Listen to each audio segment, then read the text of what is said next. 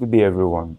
My name is Dada Martins, and I would be taking you theory of demand under economics. Theory of demand is a popular concept that is frequent in the UTME examination, and I would like to say that this initiative was brought up by CMRC, that's Creative Minds Real Concept. Moving on, what is demand? Demand is a concept that illustrates the quantity of goods and services that individuals and consumers are willing and able to buy in a market at a given price per period of time. Now, why I said a given price per period of time is because at different periods of time, the price changes. The price is not usually constant. So that's the reason for saying per period of time. Now, moving on, we have what is called effective demand. Effective demand is closely related to the concept of demand itself. Effective demand is the demand that is backed by the ability to pay. That's what is called effective demand. Now, ineffective demand is the demand that is not backed by the ability to pay. It's just a longing for a particular commodity. You are willing, but you are not able. Now, if you remember in the concept of demand, I said is the ability is the ability of consumers who are willing and able to buy a commodity at a particular price. Now, effective demand is you being willing and being able, but ineffective demand, you are willing but you are not able. So, as a result of that, it can be said that ineffective demand is the same thing as wants. So, now we have different ways of representing demand. It can be through demand function, it can be through demand schedule, and it can be through a demand curve. Now, we're going to be discussing them in details. The basic demand function is the relationship between the quantity demanded and the price of the product. And we should note that it has a negative slope. So an example of a demand function is given as Q equals 40 minus 8P. This is a demand function. And we should note that when you talk about the slope of the demand function, it's represented by the negative sign here. This is as a result of the fact that there's a negative relationship between the quantity of a particular product and the price of the particular product. So the higher the price of a particular commodity, the lower the quantity demanded of that commodity. If the price of a commodity increases, the quantity demanded, all of that things being equal, would reduce. But note, that's in the case of an ordinary good. Now, giving an example, let's say we are given a table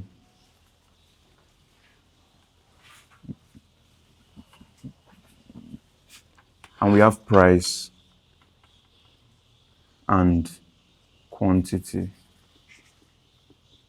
So this is 5, 4, 3, 2, 1, 0.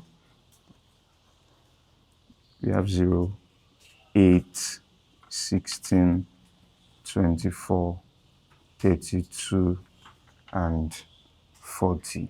Now, like I said, remember I said as the price of a particular commodity reduces, the quantity demanded increases. When the price of the product was 5, the quantity demanded was 0. That means there was no consumer that was willing and able to buy that product. But as soon as the price of the product reduces to 4, 8 quantities of the product were demanded. As it reduces, as it decreases further, the quantity increases. So that's a basic way of representing a demand function. Like I said, is a relationship showing, is an equation showing the relationship between the quantity demanded of a product and its price. That's for demand function. Then moving on to the demand schedule. So the demand schedule is basically a table showing the relationship between the price of the product and quantity demanded. It's similar to what I depicted earlier. It's still the same: 5, 4, 3, 2, 0, 8, 16, 24. So basically, this is just a demand schedule.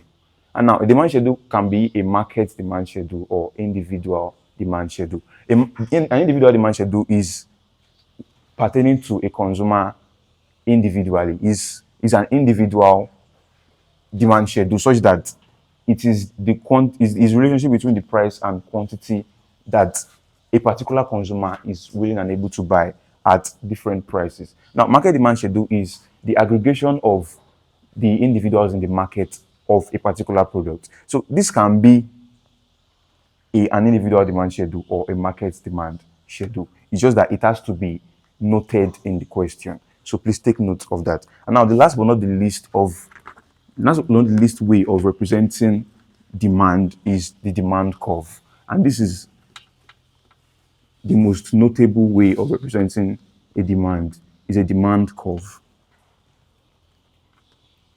This is the price of the product and quantity. Now, the demand curve usually is downward sloping. Demand curve. The demand curve usually is downward sloping from left to right. And the basic meaning of a demand curve being downward sloped from left to right is that there is a negative relationship between the price of the product and the quantity. Now, if this is zero. As it increases, it goes up. This is zero. As it increases, it moves further. Now, if the price of a product, let's say P1 is here. Now, tracing this Q, let's call this Q1. The higher the price, the lower the quantity demanded. Now, if the price falls to, let's say, P2, as it falls here, the quantity increases to what? To Q2. Now, this takes us back to the statement I made earlier that the higher the price of the product, the lower the quantity demanded. And the lower the quantity demanded, the higher the price of the product. The price falls from P1 to P2. It shows that quantity increases from Q1 to Q2. So you can even apply it to your personal life. If the price of the product falls, you tend to buy more of that product. But if the price of the product increases, you will be discouraged from buying more of that product. So the theory of demand is as basic as it is not difficult. So that's basically the demand curve. Is a curve showing the relationship between the price and the quantity. Now, demand curve, demand schedule, and demand function. They are basic. What differentiates them is the term. Demand curve is a curve. Demand schedule is a table, and demand function is an equation. But all of them show the relationship between the price of the product and the quantity of the product. Now the next point is movement and shift along the demand curve. Now, this is also an important concept under the theory of demand.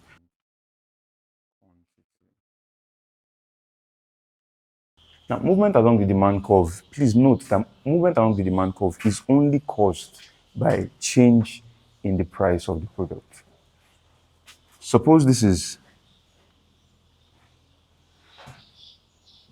P naught.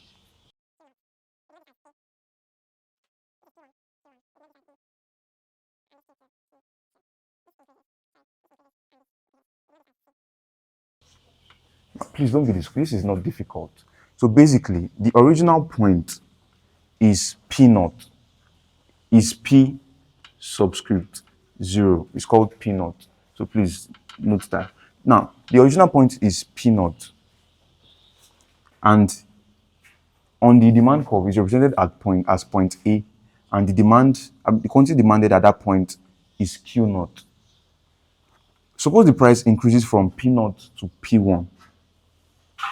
That means on the demand curve, it moves up. Now, at P1, the quantity demanded is depicted at point B.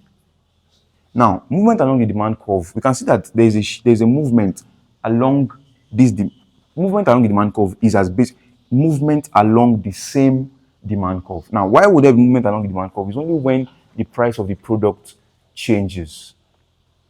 When the price of the product, now, the change can either be an increase or decrease in the price of that. As long as it's the price of that product, there would always be a movement along the demand curve. Now, there is an increase in the price of the product from P0 to P1, and that's depicted as movement from point A to B. So that's the basic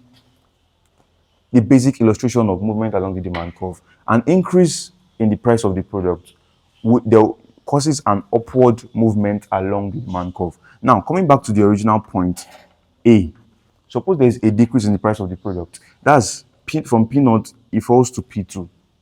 That's a decrease in the price of the product, and as a result of that, the demand curve shifts downward, moves downward. Sorry, demand curve moves downward. So basically, movement along the demand curve is caused primarily by a change in the price of the product.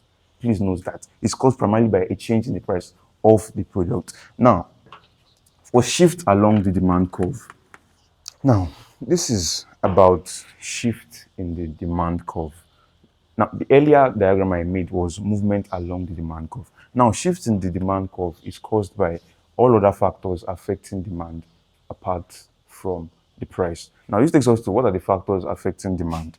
Factors affecting demand, we have the price of the commodity, we have population, we have tastes or fashion, we have consumers, income, and price of other products. Now, shifts along the demand curve. For shifts along the demand curve, is caused by all other factors affecting demand apart from the price. Note that we said price of the commodity causes movement along the demand curve. That means the price of the fact of the commodity is out of this scenario. Now, demand curve would only shift if there is a change in all other factors. That's if there's a change in population, if there's a change in tastes and fashion, if there's a change in consumers' income, if there's a change in price of other products. Now, this is depicted as moving from point, this D1, let's call this D1, this D3, and D2. Now, the original point is point A. Suppose there's an increase in population in a particular geographical area. Let's say the initial population in, let's say, Lagos State was 10 billion. 10 billion. And now there's a change in the population from 10 billion to 20 billion. Suppose it's the demand curve for rice now. Demand curve for rice. From 10 billion to 20 billion, it will cause a shift in the demand curve from D1 to D3. That's from point A to C. We can see it here, moving from Q1 to Q3. From Q1 to Q3. Note that the price of the commodity did not change. The price of the commodity was still constant, but there was an increase in population, and that caused an increase in the demand for rice from point Q1 to Q3. That's for population. Also, tastes and fashion. Suppose a particular commodity is now in vogue now, and everyone is buying that, purchasing that commodity. The price of the commodity will not change, but there will be an increase in the demand for the commodity. Why? Because that's the commodity that is now reigning. That's the commodity that is now in town. So that's as a result of taste and fashion. The price of the commodity is constant, as we can see. The price of the commodity does not change, but the quantity that is demanded is changing. Now, consumers' income. Suppose your income increases, you're purchasing a particular commodity at a particular price, but there's an increase in your commodity. Rice, for example, we know rice is an essential good for every home. Now, there's an increase in the price, but there's an increase in your income. You purchase more of rice, right? No, that's depicted as from point A to C. That's what happens for everything. But price of the commodity is not affected in this scenario. Please note, shifts along the demand curve is caused by all other factors affecting demand apart from the price. But movement along the demand curve is caused majorly and primarily by change in the price of the product. And change can either be an increase or a decrease. Also, from point A to B, if population decreases, the demand for such products in that geographical area will also decrease. It's the same thing that applies. It's just that taste and fashion. Suppose a particular commodity is not in use anymore. The demand for that commodity will reduce. That's for taste and fashion. Consumer income. Your commodity reduces. That means your purchasing power has reduced. You will buy less of that commodity. That's from point A to B. And the next topic I'll be taking is theory of supply. Please ensure that you don't miss that topic. You would not want to miss it. And I pray that God blesses you in Jesus' name. Be sure to link up with us and message us and seek out our email, send us messages for further questions and mentorship after you have seen these videos. I'm very happy to say this again, that it's a time for you to move on and succeed. It's a free success project 2025. Bless you everywhere that you are. Again, my name is Emmanuel Aderoju Adeyemo from Creative Minds Concept.